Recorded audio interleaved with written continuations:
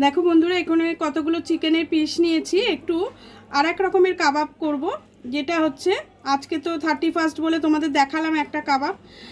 আর একটা কাবাব দেখো করতে চলেছে। এই যে পিসগুলোকে এইভাবে কেটে নিয়েছি, এটা আমি নিজের মতো করে একটা কাবাব তৈরি করছি। খানিকটা রেশমি কাবাবই বলতে পারো। একটু আদা রসুনের পেস্ট নিয়ে নিচ্ছি, আর কাঁচা লঙ্কা বাটা, এর সঙ্গে একটু ধনেপাতা দিয়েছি, আর এখানে আছে গোলমরিচের গুঁড়ো, আর আছে লেবুর রস, আর একটু দিচ্ছি নুন, আর দেবো একটু টক দই।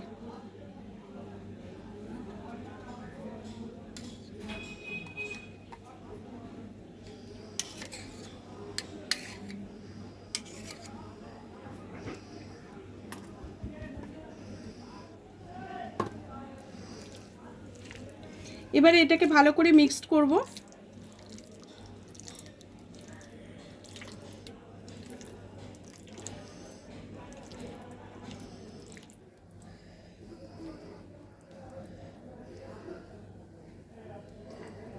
দেখো এইভাবে মেখে ভালো করে এবারে একে রেখে দেবো। দেখে নিয়েছো তো ভালো করে, দেখো মাখা হয়ে গেছে। এবার আমি ফ্রিজে ঢুকিয়ে রেখে দিচ্ছি। 4-5 ঘন্টা পর বের করে এটাকে তৈরি করব, তখন আবার তোমাদের কাছে আসবো। বন্ধুরা, রেশমি কাবাবটা এবার আমি ফ্রাই করব। মানে এর আগে আমি আজকে 31-এর জন্য কিছু আরও কাবাব করেছি, যার জন্য সেগুলো এতে করেছি বলে একটু বাটার ছিল, আমি আর বাটারটা ফেলিনি, ওর মধ্যেই দিয়ে দিলাম।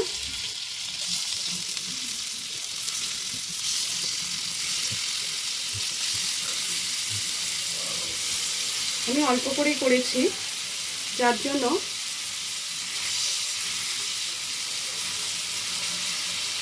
পুরোটাই একবারে দিয়ে দেওয়ার চেষ্টা করছি।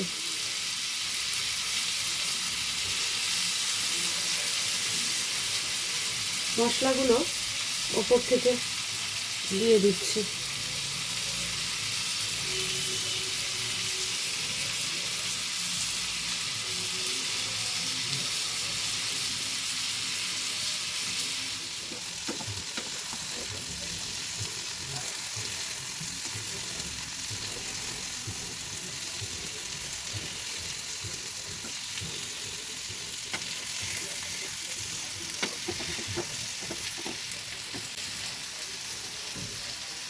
আচ্ছা, রেসিপি সুন্দর লাগছে। দেখো সব পাল্টে দিলাম, হোক ভালো করে, খুব জুসি হবে এটা। দেখো বন্ধুরা, আমার রেডি হয়ে গেল রেশমি কাবাব। এখানে শেজওয়ান চাটনি দিয়ে রেশমি কাবাবটা খেতে কিন্তু খুবই ভালো লাগে। আমার বাড়িতে সবাই শেজওয়ান চাটনি দিয়ে খেতেই ভালোবাসে, তাই জন্য আমি তোমাদের ওই দিয়ে সার্ভ করে দেখাচ্ছি। কেমন হয়েছে বলো, আর তোমরাও করে খেও, আশা করি ভালোই লাগবে। তাহলে আজকের মতো ভিডিওটা এখানে শেষ করছি। আবার অন্য কোনো দিন অন্য কোনো ভিডিও নিয়ে চলে আসবো তোমাদের কাছে। টাটা।